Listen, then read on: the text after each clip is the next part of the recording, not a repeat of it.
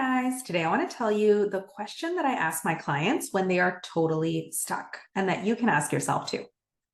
So sometimes we'll be partway through working through a problem with one of my clients and they will get totally inexplicably stuck. They'll know exactly what they're thinking that's causing the problem. They'll know exactly what they want to think and feel and do instead. And logically, it all makes sense to them. But when it comes time to actually apply that new thought in the moment and do something different, they just can't. This could look like, I know that it's mostly my own inner critic that's stressing me out at work.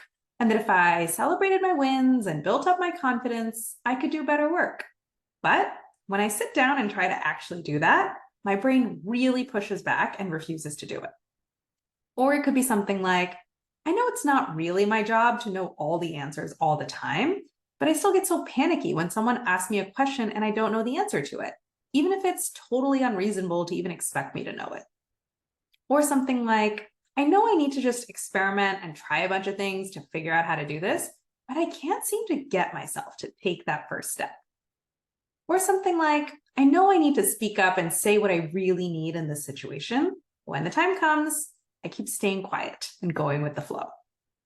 When this happens, this is not your brain being crazy or stupid or inconvenient or self-sabotaging or any of those things. All your brain is ever trying to do is keep you safe. And it's trying to keep you safe per the logic that your brain has automatically constructed, probably a long time ago, about what's safe and what's dangerous.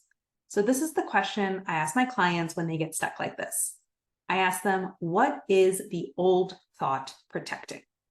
Because the reason that your brain is so hooked to self-criticizing or trying to know everything or not experimenting or not speaking up for yourself is because your brain believes that this is the most effective way to achieve some goal that's very important to it. So what is that goal? That's what you have to figure out. It could be something like, I have to keep questioning and doubting myself because that's what keeps me sharp. If I stop, I'll get complacent and I'll start making mistakes. Or I have to try to know everything because that's how I stay relevant. If I don't know the answers, I'll stop being valuable to people.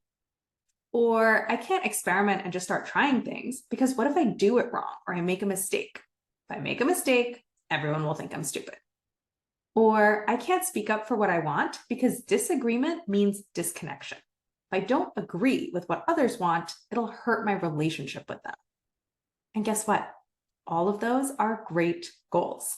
Once you uncover the goal that your current thoughts are protecting, I want you to say to your brain, hell yes, I agree with you. We are going to achieve that goal, I promise. We are going to stay sharp and not get complacent or sloppy. We are going to stay relevant and be valuable to people. We are going to make sure that we don't look stupid, and we are going to make sure that this relationship stays strong. And then I want you to tell your brain, I know you think you found the best possible pathway to achieving that goal, but guess what? There might be an even better pathway. And then I want you to ask your brain the opposite question. How could celebrating myself and building up my confidence cause me to be even sharper and more on top of things? How could I be relevant and valuable to people even when I don't know everything? How could experimenting, getting messy, making mistakes, make me look better in front of my peers, not worse? How could me being honest about what I want and need improve and strengthen this relationship? And don't just answer this question in theory. Answer it with specific examples. Find 3 to 5 specific times in your own life or in what you've observed in others that you were confident and self-assured and self-trusting, and that made you do better work. Or that you didn't know all the answers, but you were still relevant and still added value to those around you. Or that you got messy and made a bunch of mistakes, and that made people look at you with admiration, not derision.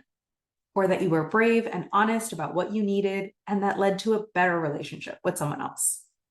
Concrete examples are the best way to show, not tell, your brain that there is an alternate, even better pathway to this incredibly important, high priority goal. And this is one of the things I love the most about my style of coaching. We start with the assumption that your wants are good and that every part of you makes sense. We start with the assumption that nothing is wrong with you.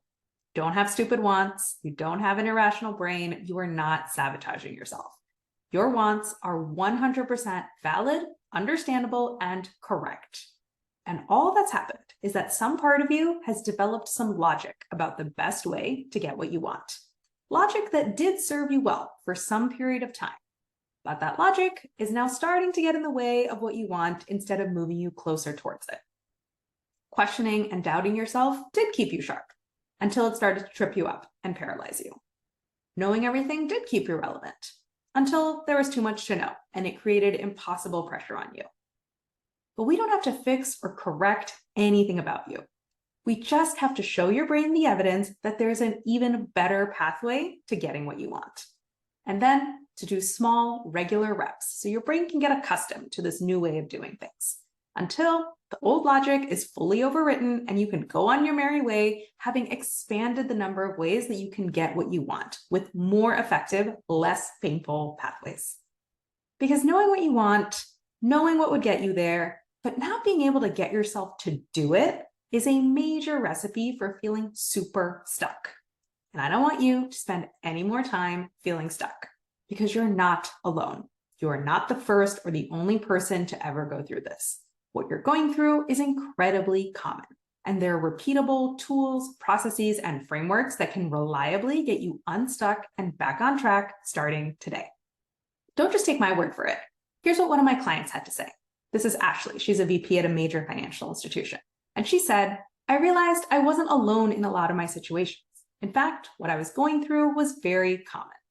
And I realized that there were tools that I could use to get out of this, and that I wasn't the first person in the world to go through this, and I'm not going to be the last. And I realized that Pooja has seen this before, and that she's very well equipped and familiar with how to troubleshoot these things. And that helped so much. So let's get started today. Go to the link above and book a free coaching consult. And if you want to read more client testimonials, you can check them out at my website, which I've also linked above.